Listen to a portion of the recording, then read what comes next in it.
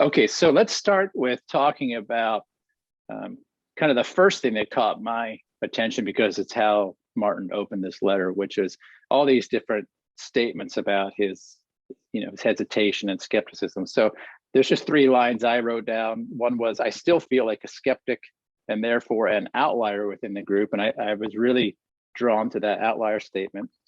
And then he also said, I still don't quite get or maybe trust the advice and the stories I hear. And then lastly, I still harbor a great deal of confusion about the content in these teachings. And so I'm a guy that looks for keywords from my tech and engineering background. And I saw skepticism and trust and confusion. And I think those are all really rational responses to a man who's pondering what his future looks like. And so I have some ideas what I believe are kind of the true source of pain behind those words, but I want to hear from you first, what you see in those remarks. As guys know who coach with you and I, we usually talk about what we see behind the fear by talking about our own experience with fear. So that's where I'll start. When I have felt skeptical, when I felt like an outlier, sometimes I felt like I knew better because people seemed a little Pollyannish or not as smart as me. I'm just sharing my crap. Sometimes I used to think I was smarter than everyone else.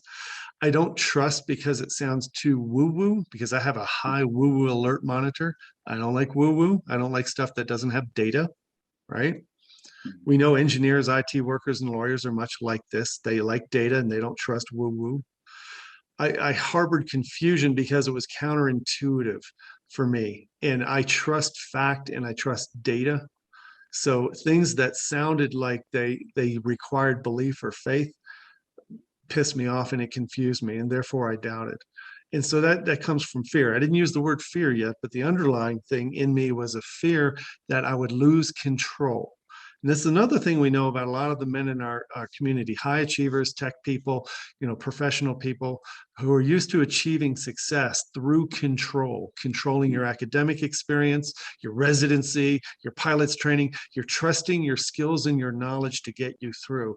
And so in this journey here, when all of a sudden you're being asked to suspend your skills and your knowledge and take on a belief system, everything in your body goes, this is bullshit. I feel like an outlier and I'm hearing stories and it sounds too good to be true. And so help me. And that's where I was when I got into this. And I had to release control. I had to release the idea that I was smarter than other people, that I knew more, or that data was more important than process or faith. I had to suspend all that and just shut my mouth and listen until all of a sudden the truth came to me. Because I still wasn't about to take on someone else's truth, because I have such a problem with dogma and evangelism, right? So I had to wait until my own truth came into me. And this is what I would say to Martin, is that you're on the precipice here. You're on the point of being able to take on your own truth. And that's because you're asking these questions. Most guys don't get to where Martin is. Most guys bail out long before he sends a letter like this to you.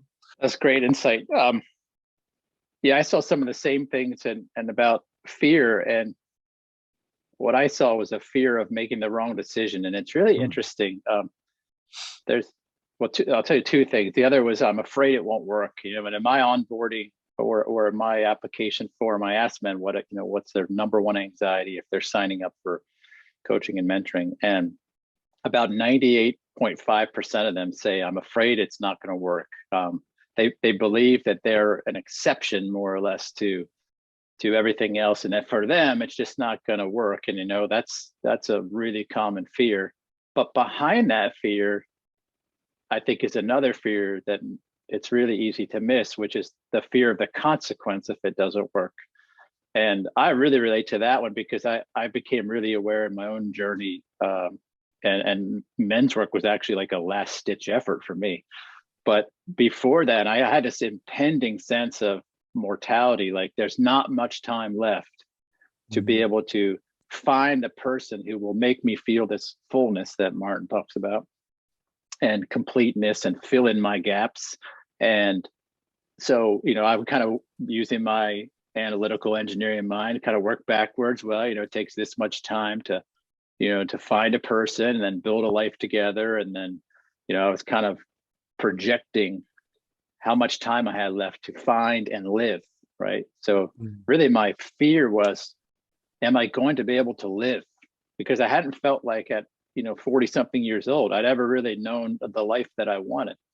And I think that creates a lot of strain and stress that drives these things. And go back to the football analogy, I think a lot of guys are looking for the fumble in the first quarter because they believe if they fumble in the first quarter, they have to leave the game and go do another game, right? Like there's this kind of pressure, like we can't wait until the third quarter. We can't wait. We certainly can't wait till the fourth quarter to find out that it's all bust, man. We're going to lose. We're going to gloriously lose. So there's this just time pressure. And that haunted me probably more than any other fear and anxiety I had, that I would basically live an unfulfilled and joyless life. And that's what I see in Martin's words. I think too, there's this worried about being duped, like you mentioned. I run into this actually not so much when men sign up, but part of my program, which I won't get too deep into here, is this thing called the Inner Balance Trainer, which helps men kind of like get some data feedback about the heart, not the mind, but the heart. Because all this stuff, a lot of it has to do with getting out of our cerebrum and learning to feel again. And these guys will spend a significant investment sometimes on coaching. And when I tell them, okay, you got to buy $100 device, they're like, I'm not doing it, right? And I just kind of laugh. I'm like, this is a data-oriented thing, but they have a fear. And I asked them about that. I'm really curious about what's the hesitation about this $100 device. And they just get really uncomfortable. What it is it's the fear of the unknown, this fear of looking like an idiot, a fear of not having control and really doing anything that that doesn't make sense to them. So this Inner Balance Trainer thing, for example, is just a little clip. It goes on your ear. It just reads your heart, and you watch an app and it kind of gives you some feedback. So it's completely benign, right? But you would think that you're asking men to hold king cobras in their lap, the way some of them are, and it's really just the same fear you talked about.